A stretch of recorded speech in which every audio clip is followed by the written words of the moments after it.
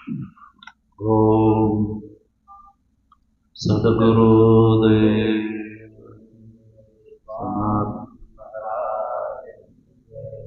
सनातन धर्म आद्य जगद्गुरु श्री शंकराचार्य भगवान।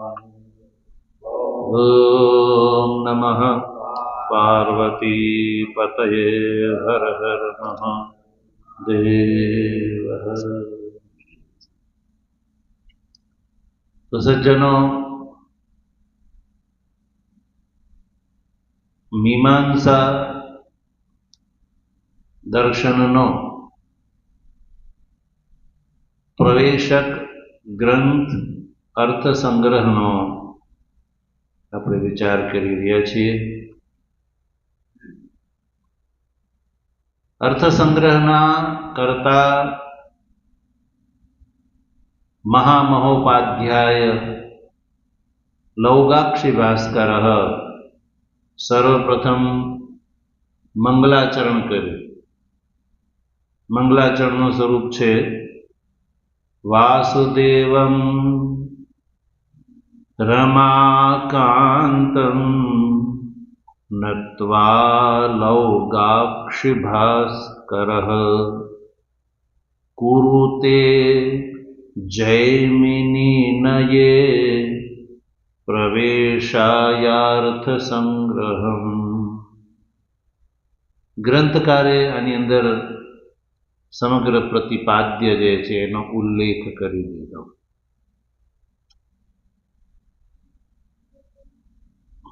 लौगाक्षी भास्करः रमाकांत वासुदेव ने नमस्कार करे।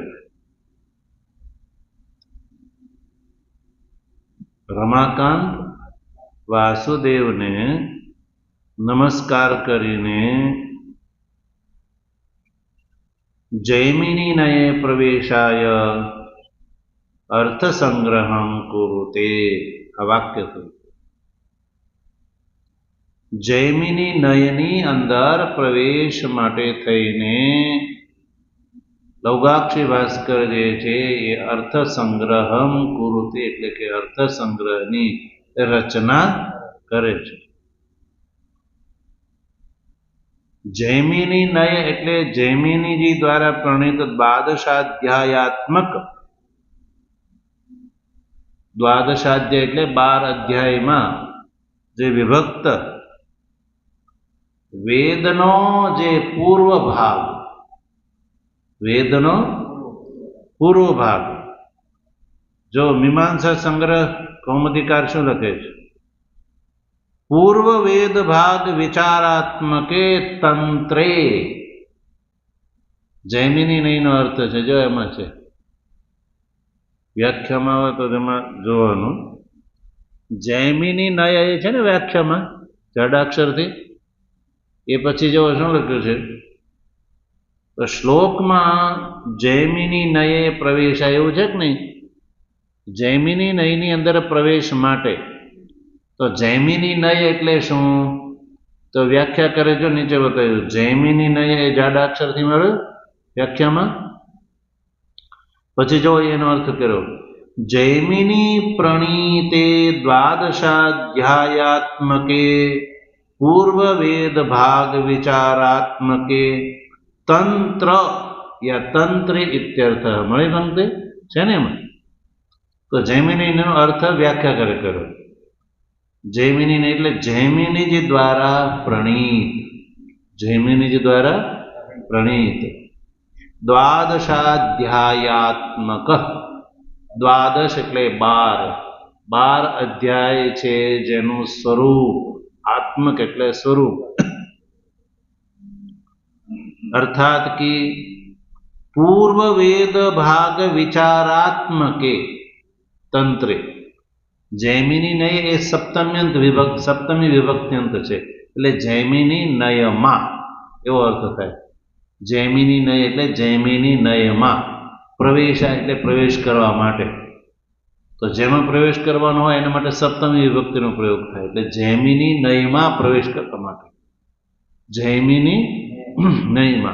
તો જૈમિની નય એટલે દ્વાદશાધ્યાયાત્મક જૈમિની દ્વારા પ્રણીત પૂર્વ વેદના વેદ ભાગનો જેમાં વિચાર છે. પૂર્વ વેદ ભાગ, વેદના બે ભાગ, પૂર્વ ભાગ અને ઉત્તર ભાગ. તો પૂર્વ ભાગ જે છે, જે કર્મકાંડ છે, એને કહેવામાં આવે સામાન્ય ભાષામાં આપણે તમને બધાને એ બે શબ્દ તો ખ્યાલ જ છે, કર્મકાંડ અને જ્ઞાનકાંડ. આ બે શબ્દ સુપ્રસિદ્ધ છે. તો વેદના બે કાંડ છે, એક કર્મકાંડ છે અને બીજો જ્ઞાનકાંડ છે. અને એને જ બીજા અર્થમાં પ્રવૃત્તિ લક્ષણ ધર્મ અને નિવૃત્તિ લક્ષણ ધર્મ એવું પણ કહેવામાં આવે છે. અને એને જ જ્ઞાનનિષ્ઠા અને કર્મનિષ્ઠા એવા શબ્દથી પણ કહેવામાં આવે છે. એને જ કર્મયોગ અને જ્ઞાનયોગ એવા શબ્દથી પણ કહેવામાં આવે છે. તો જૈમિની દ્વારા પ્રણીત આ જે જૈમિની નય જે શાસ્ત્ર છે એની અંદર વેદના પૂર્વ ભાગનો અધિકરણ ન્યાયથી વિચાર છે. કેવા રૂપથી? અધિકરણ ન્યાયથી વિચાર કરવામાં આવ્યો છે. અધિકરણ ન્યાય એટલે જે વિવાદિત વાક્ય હોય એ કોર્ટમાં કેસ ચાલે અને એનો ચુકાદો આવે, એ રીતે ક્યાંય કોઈ આગ્રહ દુરાગ્રહ નહીં, બિલકુલ. ન્યાયાલયની અંદર જેમ કોઈ વાદનો કેસ ચાલે છે તો બધી પરસ્પર દલીલો વર્ષો સુધી ચાલે અને છેલ્લે જે ચુકાદો આવે એટલે એની અંદર પછી ક્યાંય બીજું બચ્યું હોય ને છેલ્લે ચુકાદો આવે કે ભાઈ આમ જ છે. એમ એ રીતે પ્રક્રિયાથી એમાં કર્મકાંડના વાક્યોનો વિચાર કરવામાં આવ્યો છે અધિકરણ ન્યાયથી. એટલે એનો અધિકરણ અંદર એ કોઈ એવો વિષય હોય, પૂર્વ પક્ષ, સંદેહ, સંગતિ અને સંદેહ પહેલો વિષય, પછી સંદેહ, પૂર્વ પક્ષ, સિદ્ધાંત અને સંગતિ. આ પાંચ છે એ અધિકરણના અંગ છે. અધિકરણની અંદર આ પાંચ વસ્તુ હોય છે. એટલે અધિકરણ ન્યાયથી એનો વિચાર કરવામાં આવ્યો છે. એવું આ પૂર્વ વેદના પૂર્વ ભાગનો વિચારાત્મક જે તંત્રે એવું લખ્યું. શું લખ્યું એમાં? તંત્રે. તંત્ર એટલે એને તંત્ર પણ કહેવામાં આવે છે. પૂર્વ વેદ ભાગ વિચારાત્મકે તંત્રે. તંત્ર એટલે તંત્ર શાસ્ત્ર. તંત્ર એટલે શાસ્ત્ર. તો એ જૈમિનીનો અર્થ થયો. એમાં પ્રવેશાય, જો શ્લોકમાં એક વાત આવી, કુરુતે જૈમિની નયે પ્રવેશાય, જૈમિની શાસ્ત્રની અંદર પ્રવેશ કરવો છે. તો પ્રવેશાય એ શબ્દનો અર્થ થયો પ્રવેશ કરવા માટે. તો પ્રશ્ન ઉભો થાય, કોને પ્રવેશ કરવો છે? પ્રવેશ ઈચ્છુક કોણ છે? તો એ શ્લોકમાં એનો ઉલ્લેખ નથી. તો આપણે એમ થાય કે શ્લોકમાં લોગાક્ષી ભાસ્કરે કેમ ઉલ્લેખ નહીં કર્યો હોય? એટલે કે જો વધારે જોડે તો છંદો ભંગ થઈ જાય. શું થઈ જાય? છંદો ભંગ થઈ જાય. એટલે છંદના નિયમ પ્રમાણે જ શ્લોકની અંદર વાત ઉમેરવામાં આવે. અને એક શ્લોકની અંદર એને મંગલાચરણ કરવું છે ને એક શ્લોકની અંદર એને પતાવી દેવી છે વાત, કે ભાઈ એક શ્લોકમાં જો વધારે શ્લોક કરીએ તો ગ્રંથ વધી જાય. એની ચિંતા આપણા આચાર્યએ કરી જ, ગ્રંથ વધવો જોઈએ નહીં. એટલે સૂત્ર રૂપમાં અર્થ જાજો અને શબ્દ ઓછા એવું અભિપ્રાયથી એમણે આ શ્લોક મંગલાચરણ કર્યું. તો વ્યાખ્યાકાર જે છે એ તમને એ ટેકો કરે. વ્યાખ્યાકાર અહીંયા જે આ તો છૂટતી લાગતી હોય, થોડી દૂરની લાગતી હોય, તમને ત્યાં જોડાણમાં કંઈક જગ્યા દેખાતી હોય તો એ જગ્યાની પૂર્તિ વ્યાખ્યાકાર કરી દે. દાખલા તરીકે જૈમિની નયે પ્રવેશાય અર્થ સંગ્રહમ કુરુતે, તો પછી જૈમિનીને પ્રવેશાય એટલે પછી એવું સમજવાનું બાલાનામ. ત્યાં શું સમજવાનું? તો સમજવાનું કે જૈમિનીને પ્રવેશાય બાલાનામ અર્થ સંગ્રહમ કુરુતે. બાલાનામ એટલે અધિકારી, પ્રવેશ કરવા વાળો વિદ્યાર્થી. બાલાનામ એટલે બાળકો માટે. બાળકથી અભિપ્રાય સ્તનંદય નહીં. સ્તનંદયનો અર્થ નથી અહીંયા. જો કાલે વાત કરી હતી ને, ઉદ્દેશ, લક્ષણ અને પરીક્ષા. ઉદ્દેશ શું છે? નામ માત્રથી વસ્તુનું સંકીર્તન ઉદ્દેશ. પછી ઉદ્દેશ, લક્ષણ. લક્ષણ કોને કહેવામાં? અસાધારણ ધર્મ, એને લક્ષણ કહેવામાં. પછી પરીક્ષા. પરીક્ષા લક્ષિતસ્ય લક્ષણમ સંભવતી ન વા ઇતિ વિચાર પરીક્ષા. લક્ષિત લક્ષણ લક્ષ્યની અંદર ઘટે છે કે નહીં એનો વિચાર કરો, એનું નામ છે પરીક્ષા. તો અહીંયા બાલાનામ શબ્દ તમે સાંભળો એટલે એની પરીક્ષા કરવી પડે. પરીક્ષા એટલે કરવી પડે કે તમારા મનમાં બાળક શબ્દ જ્યારે આવે ત્યારે એવું લાગે કે જેને કંઈ ખબર હોય નહીં, કે જે રમતું ગમતું હોય એ બાળક. તો બાલાનામ શબ્દ આવ્યો તો તમે એમ કે બાલાનામ ષષ્ઠી બહુવચન શબ્દ છે, ષષ્ઠી વિભક્તિ બહુવચન, એટલે બાળકોના માટે, બાળકો માટે બાલાનામ. તો પછી બાળક એટલે કોણ?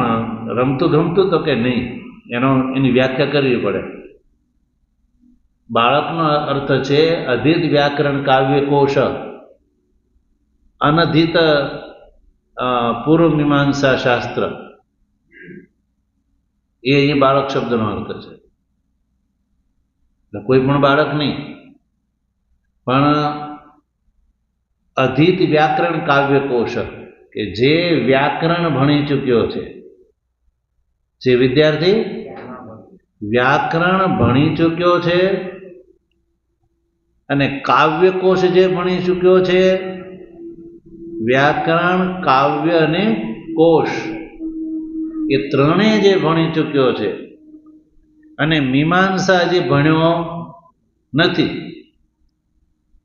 તો વ્યાકરણ અને કાવ્યકોશ એ એક કોમન વસ્તુ છે કે તમારે કોઈ પણ વસ્તુ, કોઈ દર્શનશાસ્ત્રનું અધ્યયન કરવું હોય તો વ્યાકરણ અને કાવ્યકોશનું અધ્યયન બધા માટે કમ્પલસરી, જરૂરી છે. એટલે જે વિદ્યાર્થી અધિત વ્યાકરણ કાવ્યકોશ, વ્યાકરણ અને કાવ્યકોશ ભણી ચૂક્યો છે અને હવે એ મીમાંસાના અંદર પ્રવેશ કરવા માંગે છે, મીમાંસાનું અધ્યયન કરવા માંગે છે, મીમાંસા શાસ્ત્રનું જે અધ્યયન કરવા માંગે છે, એવા વ્યક્તિ, એ અહીં બાળક શબ્દ, એવા વ્યક્તિને કે જૈમિનીને પ્રવેશાય. જૈમિનીની અંદર પ્રવેશ કોને કરવો છે? આ વિદ્યાર્થીને કરવો છે. એટલે એ વિદ્યાર્થી અહીંયાથી ગ્રાહ્ય છે. આમ જન સામાન્ય વિદ્યાર્થી નહીં, કારણ કે એને તો અપેક્ષા જ નથી આ ગ્રંથની, ખબર જ નથી એને હું જે અર્થ સંગ્રહ છે. એટલે અહીંયા લોગાક્ષી ભાસ્કરે જે લખ્યું કે બાળકોના પ્રવેશ માટે થઈને હું અર્થ સંગ્રહની રચના કરું છું. એટલે બાલાનામ ઇતિ શેષ, એવું અહીંયા શેષ સમજવાનું છે. શ્લોકને અર્થઘટન કરતી વખતે અહીંયા સમજવાનું કે બાલાનામ પ્રવેશાય, બાળકોનો પ્રવેશ થાય અર્થ સંગ્રહની અંદર. એટલે મીમાંસા શાસ્ત્રની અંદર પ્રવેશ થાય એટલે હું અર્થ સંગ્રહની રચના કરું છું. તો હવે જે વ્યાકરણ કાવ્યકોશ ભણી ચૂક્યો છે તો એ આ ગ્રંથ ભણશે એટલે એનો મીમાંસા શાસ્ત્રની અંદર પ્રવેશ જલ્દી થઈ જશે. જેમ 8મીમાં પ્રવેશ કોને મળે? 7મી પાસ હોય એને જ મળે, બીજાને 6ઠ્ઠા વાળાને મળે છે? નહીં મળે, કારણ કે હજી એની અંદર એ 8મીની યોગ્યતા આવી નથી. એ જ્યારે 7મી કરી લે પછી જ એનો અધિકારી થાય. તો 8મીમાં પ્રવેશ કરવાનો હોય તો એ શું કહેવાય કે બાળકોનો 8મીમાં પ્રવેશ થાય. તો બાળક શબ્દનો અર્થ એ વખતે કયો લેવાનો? 7મો પાસ હોય. બાળક શબ્દનો પ્રયોગ તો 6ઠ્ઠા વાળા માટે થાય, 5મા વાળા માટે થાય. તો સંસ્કૃત આપણે ત્યાં છે, આ જે સંસ્કૃત જે ગ્રંથોની અંદર જે લખતી વખતે આચાર્યો આ ઉદ્દેશ, લક્ષણ અને પરીક્ષાનું બહુ ધ્યાન રાખે કે કોઈ પણ શબ્દને અર્થની અતિવ્યાપ્તિ ન થવી જોઈએ, અતિવ્યાપ્તિ ન થવી જોઈએ. તો એ તીક્ષ્ણ બુદ્ધિવાળો થઈ જાય. દરેક વસ્તુનો ઉદ્દેશ, લક્ષણ અને પરીક્ષા કરવાનું સામર્થ્ય જેની અંદર આવે તો એના માટે તેને તર્ક સંગ્રહનું અધ્યયન જરૂરી છે. એનું તર્ક સંગ્રહ. હવે હું સંક્ષેપથી ઉદ્દેશ, લક્ષણ અને પરીક્ષા એ તમને સમજાવી દઉં. ઉદ્દેશ એટલે નામ માત્રથી વસ્તુનું સંકીર્તન. નામ આ છે, ક્લિપ છે, આ પુસ્તક છે, આ પેન છે, આ મોબાઈલ છે, આ માયક છે, આ પેન્સિલ છે. નામ માત્રથી વસ્તુનું સંકીર્તન થયું. વસ્તુનું સંકીર્તન એટલે વસ્તુને જુદી જુદી બતાવ્યું. જો નામ ન હોય, આનું પુસ્તક એવું નામ ન હોય, આનું મોબાઈલ એવું નામ ન હોય, તો વ્યવહાર કેવી રીતે કરી શકો? તો વ્યવહાર કરવા માટે શું જોઈએ? ઉદ્દેશ જોઈએ. નામ માત્રથી વસ્તુનું સંકીર્તન રૂપ ઉદ્દેશ જોઈએ. તો જ તમે વ્યવહાર. તો હું તમને કહો પેન લાવો તો તમને ખબર જ નથી, તો તમે શું લાવશો? એટલે એ નામ માત્રથી વસ્તુનું સંકીર્તન ઉદ્દેશ કહેવામાં આવે છે. એટલે આ સંસારમાં કોઈ પણ પદાર્થ એવો નથી કે જેનું કોઈ નામ ન હોય. પછી લક્ષણ. લક્ષણ કોને કહેવામાં આવે? અસાધારણ ધર્મ લક્ષણમ. વસ્તુની તમારે ઓળખાણ કરવી હોય કોઈની, તો એનું લક્ષણ બતાવવું પડે. દાખલા તરીકે અગ્નિ છે, અગ્નિ. તો તમારે અગ્નિની વ્યાખ્યા કરવી હોય તો એનો અસાધારણ ધર્મ જે છે એનો તમારે ઉલ્લેખ કરવો પડે. અને અસાધારણ ધર્મ એવો કે જે બીજી વસ્તુની અંદર ન હોવો જોઈએ. બીજી વસ્તુની અંદર એ ધર્મ ન હોવો જોઈએ. દાખલા તરીકે અગ્નિ છે, તો અગ્નિનું લક્ષણ શું છે? તો ઉષ્ણ સ્પર્શવત તેજ. આ અગ્નિનું લક્ષણ છે, ઉષ્ણ સ્પર્શવત તેજ. તેજ એટલે અગ્નિ કે જેનો ઉષ્ણ સ્પર્શ છે. એટલે તમારે ઉષ્ણ સ્પર્શ વાળી કોઈ પણ વસ્તુ સમજવા મળે ને તો સમજવાનું કે એ શું છે? અગ્નિ છે. ઉષ્ણ સ્પર્શ વાળી દુનિયાની અંદર તમે જાઓ, ઉષ્ણ સ્પર્શ વાળી જે વસ્તુ છે એ તેજ છે. એમાં તમને ક્યાંય સંદેહ ન રહે. ઉષ્ણ સ્પર્શ વાળી જે વસ્તુ છે એ શું છે? તેજ છે, અગ્નિ છે. તો ઉષ્ણ સ્પર્શ છે ને એ અગ્નિનો અસાધારણ ધર્મ છે, જે પૃથ્વી, અપ, વાયુ, આકાશની અંદર નથી રહેતો. આ ઉષ્ણ સ્પર્શ કેવળ માત્ર ને માત્ર અગ્નિની અંદર જ વિદ્યમાન રહે છે. તો ઉષ્ણ સ્પર્શ એ અગ્નિનો અસાધારણ ધર્મ છે. અસાધારણ ધર્મ એટલે બીજામાં ન હોય, સાધારણ હોય એટલે બધામાં હોય, તો એને સાધારણ કહેવામાં આવે, નોર્મલ કહેવામાં આવે. અને અસાધારણ એટલે બીજી કોઈ પદાર્થની અંદર નથી. તો હવે આ જે અગ્નિ છે એનો અસાધારણ ધર્મ ઉષ્ણ સ્પર્શ છે, તો એનો પછી લક્ષણનું પરીક્ષણ થાય. એટલે ઉદ્દેશ, લક્ષણ અને ત્રીજું છે પરીક્ષા. પરીક્ષા એટલે કે લક્ષિતની અંદર લક્ષણ ઘટે છે કે નહીં એનું પરીક્ષણ કરવું. તો લક્ષણ બતાવ્યું ઉષ્ણ સ્પર્શ વત્તે જ એવું લક્ષણ બતાવ્યું. આ બનાવ્યું આપણે અગ્નિનું લક્ષણ બનાવ્યું. તો લક્ષિતની અંદર લક્ષણ જો ઘટી જાય તો એ એનો અસાધારણ ધર્મ કહેવામાં આવે. નહીં તો લક્ષણ જે છે ને એ 3 દોષથી રહિત હોવું જોઈએ. 3 દોષથી રહિત હોવું જોઈએ. કયા કયા 3 દોષ? વ્યાપ્તિ, અતિવ્યાપ્તિ અને અસંભવ.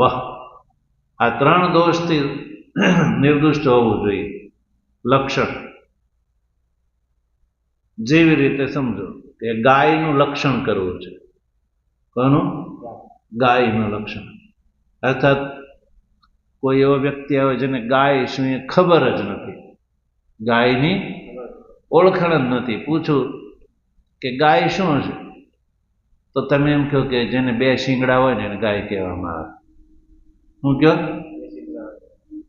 તો બે શિંગડા કોને ન હોય?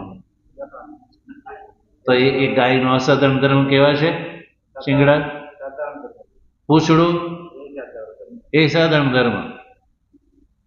તો અસાધારણ ધર્મ એવો હોવો જોઈએ કે જે ગાયમાં જ રહેતો હોય, એ સિવાય બીજામાં ક્યાંય રહેતો હોય નહીં.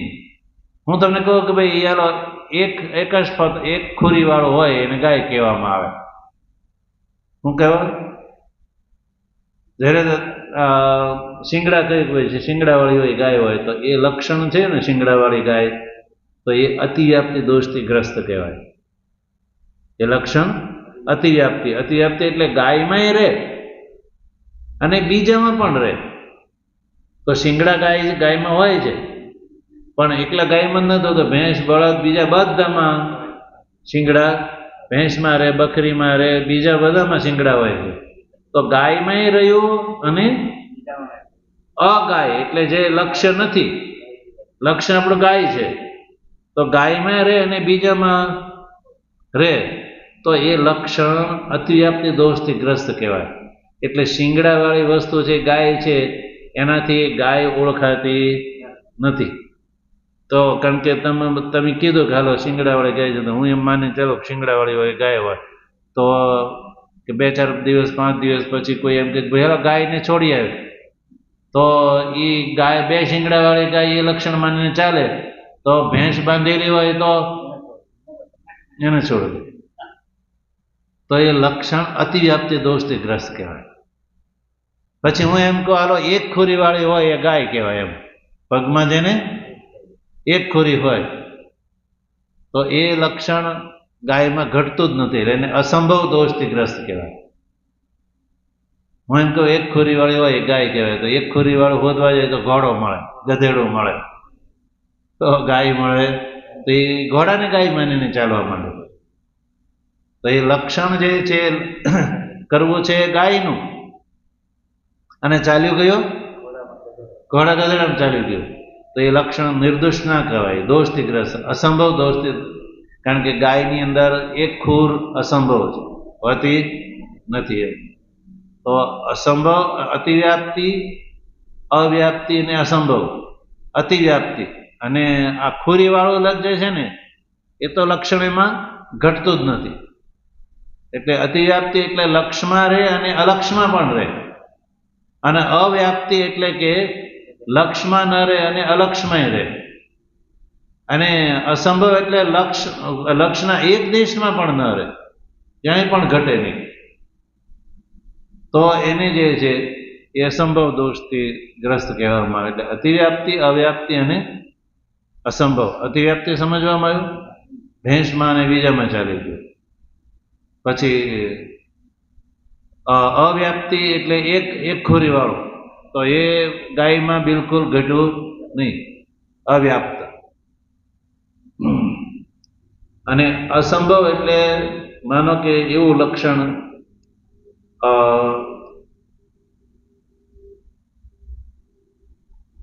આપણે એવી વસ્તુ ગોતી કે આ જે એક ખોરી વાળો છે ને એ અસંભવનું દ્રષ્ટાંત કે ખોરી જે છે એક ખોરી બિલકુલ ઘટતી નથી.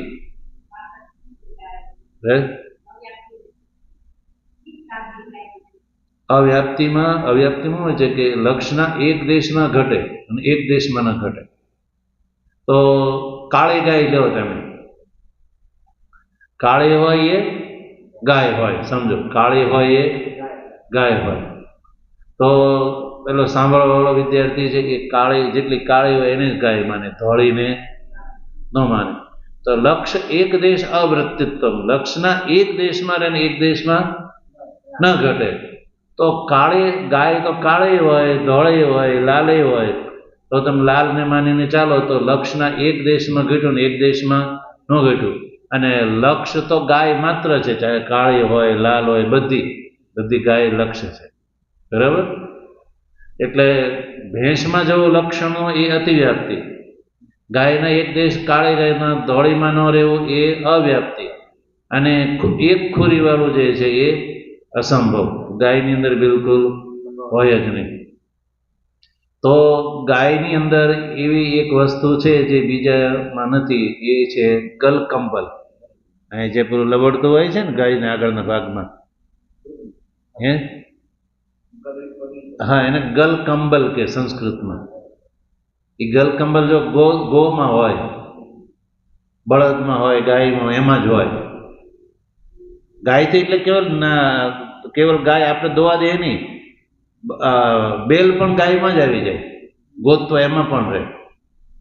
નહીં તો તમે પછી કહેશો કે એ પાછું અલગ રહેવું નહીં. ગોતવા જે છે એ એમાં પણ રહે છે, એ પણ એની અંદર પણ ગલકંબલ હોય છે. એટલે મહીષ વગેરેમાં હોતો નથી, ગાય ભેંસમાં નથી હોતો, કોઈ બીજા પ્રાણીમાં નહીં હોય. ગલકંબલ છે કોઈ પ્રાણીમાં નહીં, કેવલ ગાયમાં જ હોય. એટલે આ ગલકંબલ જે છે ગાયનું લક્ષણ હતા. એટલે એવું લક્ષણ કે જે બીજા કોઈમાં ના હોય. એટલે એ ઉદ્દેશ લક્ષણ અને પરીક્ષાથી આ શબ્દ પ્રયોગ સંસ્કૃત વ્યાકરણમાં જ જોવા મળે છે, સંસ્કૃત સાહિત્યમાં જ જોવા મળે છે. સંસ્કૃત સાહિત્યથી અતિરિક્ત બીજા કોઈ સાહિત્યમાં કે એના વિદ્વાનોની અંદર આટલું બધું પરિમાર્જન ક્યાંય જોવા મળતું નથી, બીજા કોઈ દેશોમાંય નહીં, બીજી કોઈ ક્ષેત્રમાં પણ નહીં. એટલે એટલું પરિમાર્જન, એટલું પ્રામાણિક હોય છે સંસ્કૃતની અંદર લેખન શૈલી. સંસ્કૃતની લેખન શૈલી એટલી પ્રામાણિક માનવામાં આવે છે કે એની અંદર આ વસ્તુને ધ્યાનમાં રાખીને શબ્દ પ્રયોગ કરવામાં આવે. તો બરાબર, તો અર્થ સંગ્રહમ જે છે, અર્થનો જે અર્થ છે કે 12 અધ્યાયની અંદર જે પ્રતિપાદ્ય પ્રમાણાદિ પદાર્થ 12 અધ્યાયની અંદર જૈમિનીજી દ્વારા પ્રતિપાદિત કરેલા પ્રમાણાદિ પદાર્થ અને એનો સંક્ષિપ્ત શબ્દ રચના, એ જ પદાર્થની સંક્ષિપ્ત શબ્દ રચનાથી લક્ષણાદિ કથનમ, એ અહીંયા અર્થથી ગ્રહણ કરવાનું છે. કે દ્વાદશ લક્ષણી મીમાંસાની અંદર તો આ પ્રમાણાદિનો વિસ્તારથી વર્ણન છે.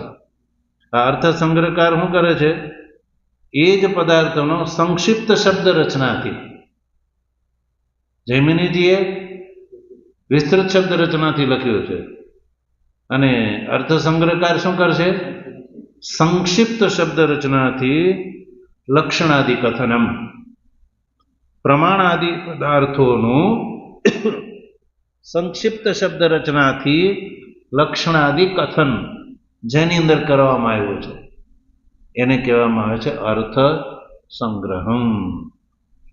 તો આ અર્થ સંગ્રહ છે એ મીમાંસા શાસ્ત્રનું સૂત્ર રૂપ છે, સંક્ષિપ્ત રૂપ છે. સંક્ષિપ્ત રૂપથી પહેલા સંક્ષિપ્ત સમજાય, પછી એની અંદર વિસ્તારમાં જાવ. તો આની અંદર 12 અધ્યાયમાં જે વિસ્તરિત કરેલો છે એનું સંક્ષિપ્તકરણ છે આમાં. તો હવે આપણે સામાન્યતઃ દ્વાદશાધ્યાયી પદાર્થ છે એની પદાર્થ ક્રમ જોઈએ. દ્વાદશ લક્ષણ મીમાંસા છે, તો એમાં 12 અધ્યાયની અંદર શું શું છે જો એમાં જો તત્ર હિ, બરાબર, તત્ર હિ પ્રથમે લક્ષણે વિદ્યાદેહે પ્રામાણ્યમ નિરૂપિતમ. દ્વાદશ લક્ષણ છે, દ્વાદશ લક્ષણ અધ્યાય શબ્દ અધ્યાય પર, લક્ષણ એટલે અધ્યાય. તો અર્થ સંગ્રહની અંદર લોગાક્ષી ભાસ્કરે મીમાંસા શાસ્ત્રમાં જૈમિનીજીએ જે વિસ્તૃત શબ્દ રચનાથી પ્રમાણાદિ પદાર્થોનું જે વિવેચન કર્યું છે, એ જ અર્થ સંગ્રહકાર જે છે એ જ પદાર્થોનું, એટલે 12 અધ્યાયની અંદર જે પદાર્થોનું વિવેચન મીમાંસા શાસ્ત્રમાં જૈમિનીજીએ કરેલું છે, એ જ પદાર્થોનું અર્થ સંગ્રહકાર જે છે એ સંક્ષિપ્ત શબ્દ રચનાથી લક્ષણાદિનું નિરૂપણ આ ગ્રંથની અંદર કરે છે. સમજણ પડી? તો હવે આપણે એ જરૂરી છે જાણવું કે ચાલો મીમાંસા શાસ્ત્ર જે છે, જે 12 અધ્યાયમાં જે જૈમિનીજીએ રચના કરી છે, એ 12 અધ્યાયમાં જૈમિનીજીએ શું શેની જે વિવેચના કરી છે એમાં, તો એને આપણે સંક્ષેપથી જોઈ લઈએ. તો આપણે ખ્યાલ આવી જશે કે મીમાંસા શાસ્ત્રમાં પહેલા અધ્યાય છે, 12 અધ્યાયમાં સૌથી પહેલા અધ્યાયમાં શાનું નિરૂપણ છે? વિધિ વગેરેના પ્રામાણ્યનું નિરૂપણ છે. શાનું? વિધિ વગેરેના પ્રામાણ્ય, ધર્મનું. હવે આ જે મીમાંસા અર્થ સંગ્રહકાર છે ને, એને બહુ સુંદર વિવેચન ખોલીને લખ્યું. વ્યાખ્યા એની જે પેલા કરતા વધારે સારી છે. એટલે પહેલા પ્રથમ અધ્યાયની અંદર જો તત્ર હિ પ્રથમે લક્ષણે વિદ્યાદેહે પ્રામાણ્યમ નિરૂપિતમ. જૈમિનીજીએ જે મીમાંસા શાસ્ત્રની અંદર પહેલા અધ્યાયમાં વિધિ વગેરેના પ્રામાણ્યનું નિરૂપણ કર્યું છે. શેનું? વિધિ વગેરેના પ્રામાણ્યનું નિરૂપણ કર્યું છે. વિધિ વગેરે એટલે શું?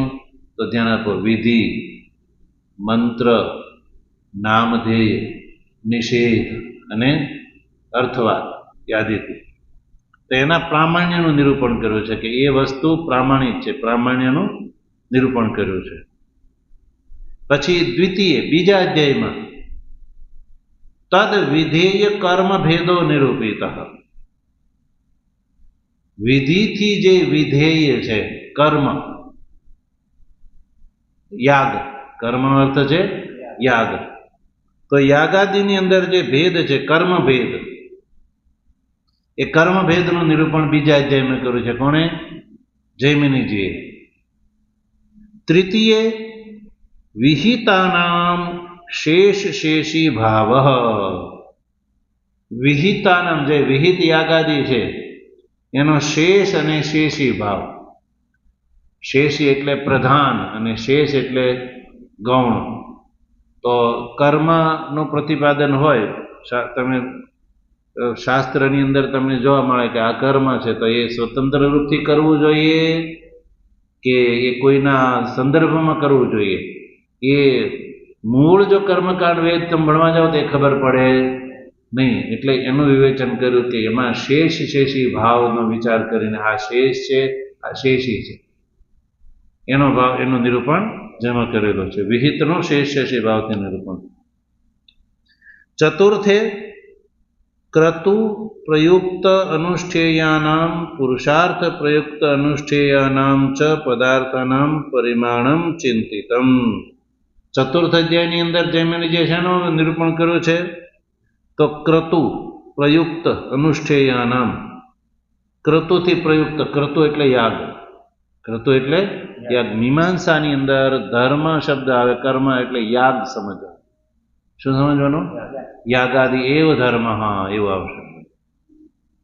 તો ક્રતુથી પ્રયુક્ત જે અનુષ્ઠેય, અનુષ્ઠેય એટલે અનુષ્ઠાન કરવા યોગ્ય જે યાગ, એમાં પુરુષાર્થથી પ્રયુક્ત જે અનુષ્ઠેય છે, પુરુષાર્થ પ્રયુક્ત અને પુરુષને માટે જે પ્રયોજન વચ્ચે એવા પુરુષાર્થ પ્રયુક્ત જે અનુષ્ઠેય જે કર્મ છે યાગાદિ, એના પદાર્થોના પરિમાણનું નિરૂપણ કર્યું છે. એટલે કયો યાગ કરતી વખતે હાલો કોઈ પદાર્થ જોઈએ તો કેટલા પદાર્થો જોઈએ, એનું પરિમાણ કેટલું લેવું. હાલો યાગ છે તો યાગનું દ્રવ્ય છે પુરોડાશ, તો એ પુરોડાશનું પરિમાણ કેટલું લેવું અને કેટલા ચાવલ લેવા, કેટલું દૂધ લેવું, કેવી રીતે બનવું, એ પરિમાણનું નિરૂપણ જેમાં કરેલું છે. જો જૈમિનીજી આ નિરૂપણ ન કર્યું હોત તો મૂળ કર્મકાંડ પરક વેદ ભાગની અંદર તમે આ વિચારવા જાઓ તો એ ખબર પડે નહીં. એટલે અનુષ્ઠાન થવું અસંભવ થઈ જાય. અનુષ્ઠાન કરવાવાળાને હંમેશા સંદેહ બન્યો રહે, ચાલો યાગની અંદર પુરોડાશ દ્રવ્ય છે એ કેટલા માત્રામાં લેવું. તો એ મૂળ જો શ્રુતિ વાક્યમાં જાઓ તો ખબર પડે, એમાં બધું વિખરાણેલું હોય. એટલે જૈમિનીજીએ એનો વિચાર જમા કર્યો છે. પછી પંચમે અનુષ્ઠેય પદાર્થનામ અનુષ્ઠાન ક્રમો નિરૂપિત. અનુષ્ઠેય પદાર્થ છે, અનુષ્ઠેય એટલે યાગ કરવા કોઈ બેઠું તો પછી અનુષ્ઠેય પદાર્થ છે જેની અંદર જે હોમવાનો પદાર્થ છે તે પદાર્થના અનુષ્ઠાન ક્રમ, કોનું અનુષ્ઠાન પહેલા કરવું, પછી બીજા અર્થમાં કોનું, બીજી ત્રીજી કોની આહુતિ આપી, ચોથી કોની આહુતિ આપી, એ રીતે તમને મૂળ શ્રુતિ વાક્યોમાં જવા જાઓ વેદ કર્મકાંડ પરક વેદ ભાગમાં તો એ ખબર પડે નહીં. એટલે ક્રમનું વિવેચન જે છે જૈમિનીજીએ આમાં કરજો કે ભાઈ પહેલાં શું કરવું, દધીનું હવન કરો કે પહેલાં શેનું હવન કરો, પછી બીજા ક્રમમાં કોનું હવન કરો, એ બધું ઇતિ કર્તવ્યતા એ ખ્યાલ હોવો જોઈએ. ગમે એ વસ્તુ ઉપાડીને હવન કરી શકાય નહીં. શું કરીને બીજું કર્મ, પછી ત્રીજા ક્રમમાં કોનું હવન કરો, ચોથા ક્રમમાં કોનું હવન કરો, એ જે છે જેનો એની અંદર વિચાર કરવામાં આવ્યો છે. ષષ્ઠે વિહિત કર્મફલ ભોક્તૃત્વ રૂપ અધિકાર નિરૂપણમ. છઠ્ઠા અધ્યાયની અંદર શેનો વિચાર કર્યો છે જૈમિનીજીએ? તો જો કર્મકાંડ પરક વેદ ભાગ, તમે વ્યાકરણ જાણતા હો, તમે વ્યાકરણ જાણતા હો તો વેદનો જે કર્મકાંડ પરક ભાગ છે, પૂરો ભાગ છે, એનું તમે વાંચન કરો, અર્થઘટન કરી લો. પણ એ વિહિત કર્મ જે છે એ તમને દેખાઈ જાય. લો યાગાદી જે છે મનુષ્ય માટે કરવા યોગ્ય છે, તો વિહિત કર્મ ફળ તો ભોક્તૃ રૂપ અધિકાર નિરૂપણ. તો કરાવવા વાળો છે યજમાન, કરવા વાળો છે યજમાન, અને કરાવવા વાળો છે પુરોહિત. પુરોહિત કરાવડાવે છે, તો પછી પુરોહિત છે એ મંત્રાદિ બધું બોલે છે અને યજમાનને એ યાગ કરાવડાવે છે. તો ફળ કોને મળશે? ફળ કોને મળશે? યજમાનને ફળ મળે. કેવી રીતે નક્કી થાય? મૂળ શ્રુતિ વાક્યમાં જોવા જાવ તો એ તમને એ અર્થ તમને ક્યાંય જોવા મળે નહીં. હવે ઓલો આખો દિવસ બેસી અને કરાવે છે પણ ફળ એને મળતું એ નક્કી કરેલું છે શ્રુતિ વાક્યોના યુક્તિથી. જૈમિનીજી એમાં નિરૂપિત કર્યું કે યજમાન છે ને એ યજ્ઞનું ફળ સ્વર્ગ છે, એ સ્વર્ગનું ફળ યજમાનને મળે છે. પેલા પુરોહિતને મળતું, તો પુરોહિતને શું મળે છે? દક્ષિણા. શું મળે છે? દક્ષિણા. એટલે દક્ષિણા જે છે એ યાગનું પ્રધાન અંગ માનવામાં આવે. દક્ષિણા જે છે એ અંગ છે. અંગની એકની અંગની પૂર્તિ ન થાય તો યાગ અધૂરો બને. દક્ષિણા જે એ યજમાનગામી છે, યજમાનને મળે છે, અને એનાથી ભલે પુરોહિત ગામી છે, પુરોહિતને મળે છે, પુરોહિતનું ગુજરાન ચાલે છે. દક્ષિણા જે છે એ અંગ છે. તો એ વિહિત કર્મનું ફળ જે છે એના ભોક્તૃત્વ સ્વરૂપના અધિકાર કોનો છે એનું નિરૂપણ કરવામાં આવ્યું છે. પછી સપ્તમે પ્રકૃતો ઉપદિષ્ટાનામ વિકૃતો સામાન્ય અતિદેશો નિરૂપિત. જો યાગ બે પ્રકારનો, એક પ્રકૃતિ યાગ અને એક વિકૃતિ યાગ. પ્રકૃતિ ને વિકૃતિ યાગ. તો પ્રકૃતો ઉપદિષ્ટ અંગાનામ, પ્રકૃતિ યાગની અંદર ઉપદિષ્ટ અંગ છે. પ્રકૃતિ યાગ ને વિકૃતિ એટલે બે હરખા યજ્ઞ હોય, તો એ બે જગ્યાએ જેનું નિરૂપણ હોય. તો પ્રકૃતો યાગની અંદર ઉપદિષ્ટ જે અંગ છે એનું કોઈ વિકૃતિ યાગનું અનુષ્ઠાન કરે તો પછી ઓલા જે સામાન્ય અંગ છે એનો આ વિકૃતિની અંદર અતિદેશ થાય કે નહીં? વિકૃતિ યાગનું અનુષ્ઠાન કરવા વડે અતિદેશ પ્રકૃતિના અંગનું અનુષ્ઠાન કરવું જોઈએ કે નહીં? તો એનો નિર્ણય પણ બહુ જરૂરી છે. એનો નિર્ણય પણ બહુ જરૂરી છે. તો એનું નિરૂપણ કરેલું છે સાતમામાં. અને આઠમામાં અષ્ટમી આગ્નેયો અષ્ટા કપાલ ઇત્યાદિ પ્રકૃતિ અંગાનામ શૌર્યમ ચરુમ નિર્વપેત ઇત્યાદિ વિકૃતો સ પ્રપંચમ દ્રવ્ય દેવતાદિ દ્વારેણ વિશેષ અતિદેશ. આઠમાની અંદર એ જ સાતમાનું વિષયને અનુલક્ષીને આગ્નેયો અષ્ટાકપાલ, આગ્નેયો અષ્ટાકપાલ, આગ્નેયની અંદર 8 કપાલ ઇત્યાદિ જે પ્રકૃતિ અંગ છે, પ્રકૃતિ યાગનું અંગ છે. તો એ અંગાનામ શૌર્યમ ચરુમ નિર્વપેત એ શ્રુતિ વાક્ય છે. શૌર્ય યાગની અંદર ચરુનું નિર્વપણ કરે એટલે હવન કરે. તો ઇત્યાદિ આ જે વિકૃતિ યાગ છે, તો વિકૃતિ યાગની અંદર પ્રપંચ સહિત દ્રવ્ય દેવતાદિ દ્વારા વિશેષનો અતિદેશ એટલે પ્રકૃતિની અંદર જે અંગો છે એનો વિકૃતિ યાગની અંદર પણ એનો અતિદેશ એટલે કે અનુષ્ઠાતાએ એનું અનુષ્ઠાન કરવું જોઈએ તો ફળની પ્રાપ્તિ થાય, અન્યથા ન થાય. એટલે એનું નિરૂપણ છે. નવમે પ્રકૃતો ઉપદિષ્ટાનામ મંત્ર સામ સંસ્કાર કર્મણામ વિકૃતો અતિદેશ પ્રાપ્તાનામ પ્રકૃતિ વિકૃત્યો અગ્નિ સૂર્યાદિ દેવતાદિ ભેદે પ્રકૃતિગતમ દેવતાદિવાચકમ પદમ વિહાય વિકૃતો દેવતાદિ વાચકસ્ય પદસ્ય અધ્યાહાર ઉહ નિરૂપિતઃ. જો આમાં છે ને પ્રકૃતિની અંદર ઉપદિષ્ટ જે પ્રક્રિયા છે યજ્ઞની, પ્રકૃતિ યાગની અંદર ઉપદિષ્ટ જે પ્રક્રિયા છે, અંગ છે, જેમાં જે મંત્ર, સામ અને સંસ્કાર વગેરે, એનો વિકૃતિની અંદર પણ અતિદેશ પ્રાપ્ત થયો. આઠમામાં કહેલી પ્રક્રિયા પ્રમાણે તો જ્યાં અપેક્ષા નહોતી ત્યાંય પ્રાપ્ત થઈ ગયો, પણ એને પ્રાપ્ત કરવો નથી. તો વિકૃતિની અંદર અતિદેશ પ્રાપ્ત થયો તો પ્રકૃતિ વિકૃત્યો અગ્નિ સૂર્યાદિ દેવતાદિ ભેદમ, પ્રકૃતિ અને વિકૃતિ બંને યાગની અંદર અગ્નિ છે, સૂર્યાદિ દેવતા છે ઇત્યાદિનો જે ભેદ પ્રાપ્ત થયો તો પ્રકૃતિગતમ દેવતાદિ વાચકમ પદમ વિહાય, પ્રકૃતિની અંદર જે દેવતાદિ વાચક જે પદ છે એને છોડીને વિકૃતિ યાગની અંદર દેવતાદિ વાચકસ્ય પદનો અધ્યાહાર કરવો જોઈએ. એ ઊહનું નિરૂપણ કરેલું છે. જે દાખલા તરીકે અહીં દ્રષ્ટાંત બતાવ્યું છે. અગ્નયે જુષ્ટમ ઇતિ મંત્રે પ્રકૃતિ ઉપદિષ્ટે વિકૃતો અતિદેશ પ્રાપ્તે અગ્નિપદ પરિત્યાગેન સૂર્યપદનો અધ્યાહાર. અગ્નયે જુષ્ટમમાં અગ્નિ છે કે નહીં, અગ્નિપદ છે, એ મંત્રમાં પ્રકૃતિ ઉપદિષ્ટે વિકૃતો અતિદેશ પ્રાપ્તે, પ્રકૃતિની અંદર એ ઉપદેશ કરેલો છે. અગ્નિ જુષ્ટમ એ મંત્રમાં પ્રકૃતિની અંદર ઉપદેશ કરેલો છે.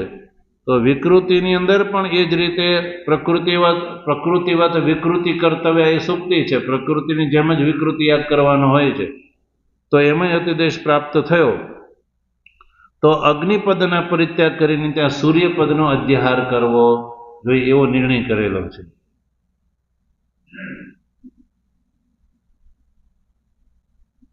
તેમાં દ્રષ્ટાંત છે યથા ગિરા ચ દક્ષસે ઇત્યત્ર સાગ્નિ ગિરાપદસ્ય પરિત્યાગેન ગિરાપદ અધ્યાહાર. જેમ ગિરાપદની જગ્યાએ ઈરાપદનો અધ્યાહાર કરવો છે સામના સમૂહનો. વ્રીહ્યાદિ દ્રવ્યાંતર સંબંધિન ચ અવઘાતાદે નિવારાદિ દ્રવ્યાંતર સંબંધ એ સ્પષ્ટતા કરે છે. સંસ્કાર કર્મણામ ઉહશ્ચ. પછી દશમ અધ્યાયની અંદર વિકૃતો ચોદક પ્રાપ્તાનામ પ્રકૃત અંગાનામ પ્રકૃતો સાવકાશાનામ વિકૃતો યુપદિષ્ટ વિશેષાંગાદિના બાધ નિરૂપિત. વિકૃતિની અંદર જે વિધાન છે ને એ વિધાન પ્રાપ્ત જે છે એ પ્રકૃતિ અંગની અંદર પણ પ્રકૃતિની અંદર અવકાશમાં વિકૃતિની અંદર ઉપદિષ્ટ જે વિશેષ અંગ જે છે એનો બાદ, એ બધું જે અમુક વસ્તુ જે ક્રિયા કરવા યોગ્ય છે ને અમુક નથી, તો એનો બાદ છે, કોનો બાદ કરો કોનો બાદ ન કરે એનું નિરૂપણ છે સંક્ષેપથી. એવી રીતે દ્રષ્ટાંત છે પ્રકૃતિ સકાશાદિ કૃત અતિદિષ્ટાનામ બર્હિષામ શરમયમ બર્હિ ઇતિ ઉપદિષ્ટેન શરમય બર્હિષા વિકૃતો બાધ. એવી રીતે એકાદશની અંદર જોઈ લો. એકાદશે ચ અનેક અંગી વિધિ પ્રયુક્તાનામ અંગાનામ સકૃદ અનુષ્ઠાનાત સર્વાંગીનામ ઉપકાર સામ્યમ તંત્ર નિરૂપિતમ. અનેક અંગી વિધિથી પ્રયુક્ત જે અંગ છે એ અંગનું સકૃત અનુષ્ઠાન એકવાર અનુષ્ઠાનથી સર્વાંગીનામ ઉપકાર સામ્યમ, એક અંગીનું એકવાર અનુષ્ઠાનથી સર્વ અંગીનામ ઉપકાર સામ્યમ જે બીજા પણ જે સર્વાંગી છે એની અંદર પણ ઉપકારની બરાબરતા છે એ તંત્રનું નિરૂપણ કરેલું છે. એમાં દ્રષ્ટાંત યથા આગ્નેયો અષ્ટકપાલ ઉપાંશુ યાજમ અંતરાયજતિ અગ્નિશોમિયમ એકાદશ કપાલમ ઇત્યાદિ પૌર્ણમાસાદિ કર્મ પ્રયુક્તાનામ પ્રયાજાદિ અંગાનામ સકૃત અનુષ્ઠાનાત સર્વાંગી ઉપકાર. દર્શ પૂર્ણમાસ યાગની અંદર જે પ્રક્રિયા છે બતાવી. પછી દ્વાદશે તો એકાંગી પ્રયુક્તસ્ય અંગ અનુષ્ઠાનસ્ય તત પ્રયોજક સામર્થ્ય રહિતે અંગી અંતરે અપી ઉપકાર પ્રસંગ નિરૂપિત. યથા આગ્નિશોમયમ પશુમ આલભેત ઇતિ પશુવિધૌ પ્રયુક્તાનામ પ્રયાજાદિ અંગાનામ પશુપુરોડાશેપી ઉપકાર. તથા ચ તે પદાર્થા કેચિદ અત્રાપી સંક્ષેપેણ નિરૂપિતાઃ કેચિદ તુ સૂચિતાઃ તત્ર કંશ્ચિત પદાર્થાઃ તત્ર તત્ર પ્રદર્શિષ્યામઃ ઇતિ અર્થસંગ્રહમ ઇતિ અસ્ય ઉપપત્તિ. ઇતિ અર્થસંગ્રહમ ઇતિ અસ્ય ઉપપત્તિ. તો આ રીતે આપણે સંક્ષેપથી જ્યારે અર્થસંગ્રહની અંદર દ્વાદશ અધ્યાયોની અંદર નિરૂપિત જે પ્રસંગ નિરૂપિત છે એનું સંક્ષેપીકરણ છે આ અર્થસંગ્રહ. એની અંદર તો વિસ્તાર છે. તો આ રીતે અર્થસંગ્રહની ઉપપત્તિ એ જરૂરી છે. 12 અધ્યાયની અંદર જે વિસ્તારથી જેનું વર્ણન છે એનું સંક્ષેપથી નિરૂપણ આ અર્થસંગ્રહની અંદર કરવામાં આવ્યો છે. એટલે અર્થસંગ્રહની ઉપપત્તિ એ બહુ જરૂરી છે. તમે કહો છો કે ભાઈ તો 12 અધ્યાય જ ન ભણી લઈએ, પણ જ્યાં સુધી આ સૂત્રરૂપથી જે સંક્ષેપીકરણ ભણો ત્યારે જ મીમાંસા શાસ્ત્રની અંદર સારી પેઠે પ્રવેશ થઈ શકે, અન્યથા ન થઈ શકે. એટલે શું કહેજો આગળ વ્યાખ્યા કર.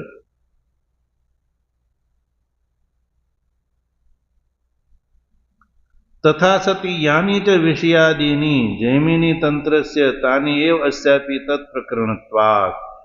એટલે જે વિષયો દ્વાદશ લક્ષણી મીમાંસામાં જૈમિની જેનું વિવેચન કર્યું છે જૈમિની તંત્ર છે તાની એવ અસ્યાપી, એ જ બધા અસ્યાપી એટલે આ અર્થસંગ્રહની અંદર પણ એનું નિરૂપણ સંક્ષેપથી કરેલું છે. એટલે તત્પ્રકરણત્વાत् આ અર્થસંગ્રહ છે એ જૈમિની મીમાંસા શાસ્ત્રનું પ્રકરણ છે, સંક્ષેપીકરણ છે.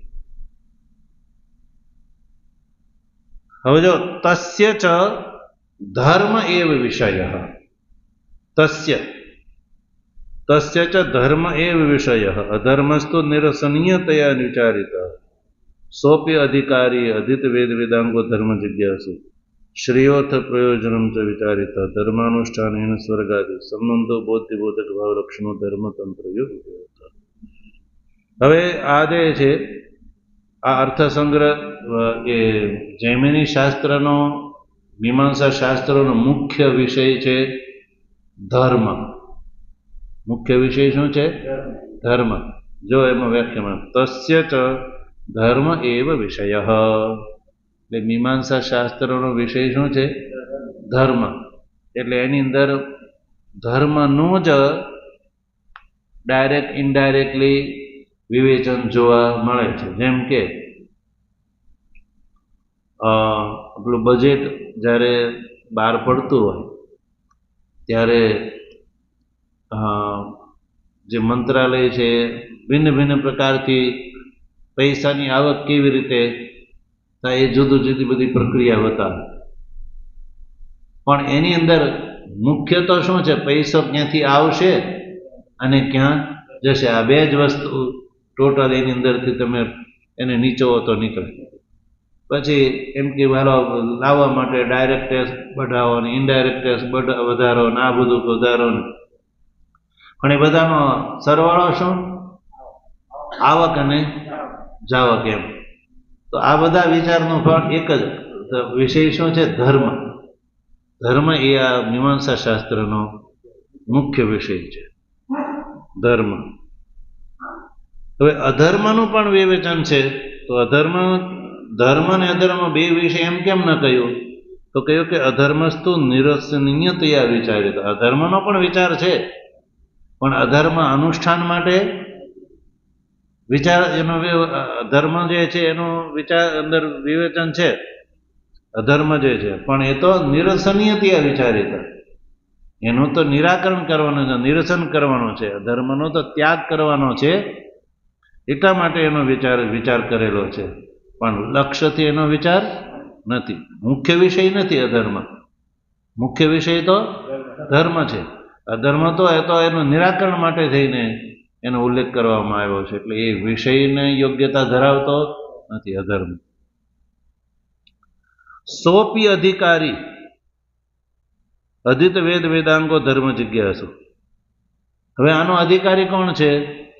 તો કયો છે અધિત વેદ વેદાંગ, જે વેદ અને વેદાંગનું જે અધ્યયન કરી ચૂક્યો છે બ્રહ્મચારી અવસ્થામાં.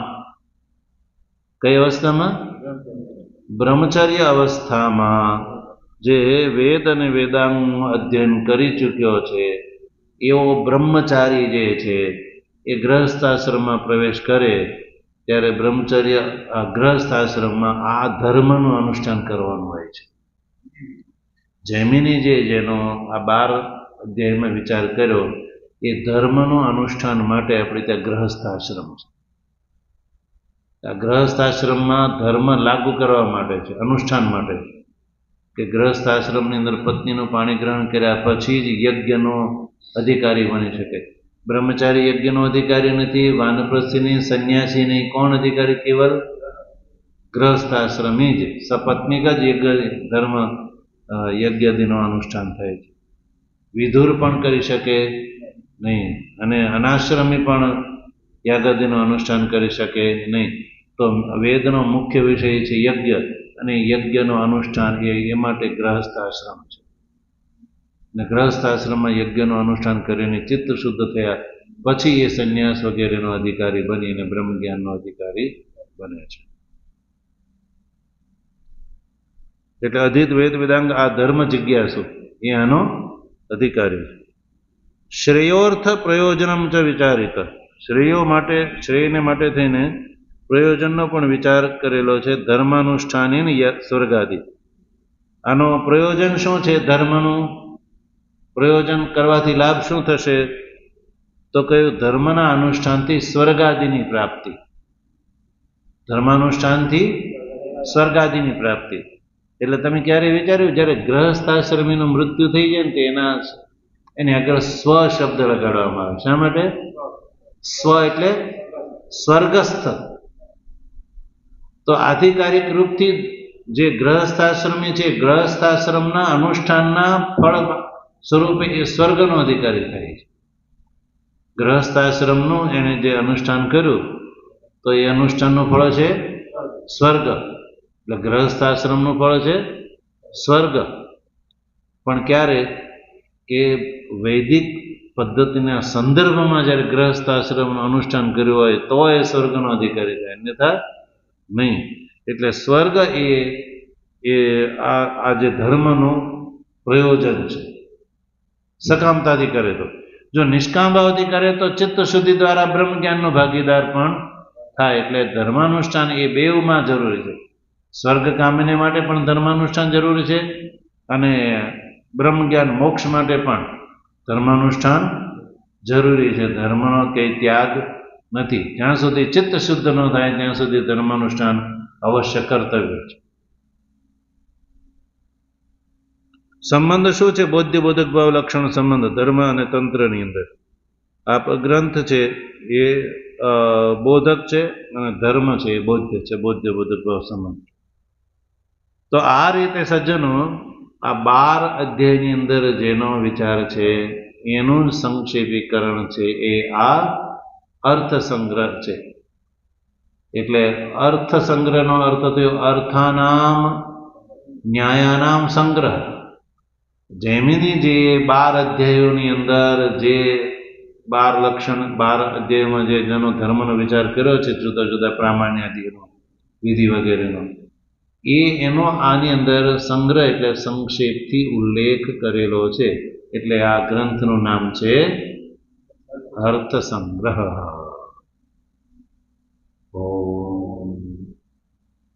पूर्णमदः पूर्णमिदं पूर्णात् पूर्णमुदच्यते पूर्णस्य पूर्णमादाय पूर्णमेवावशिष्यते। ॐ शान्तिः शान्तिः शान्तिः। सद्गुरुदेव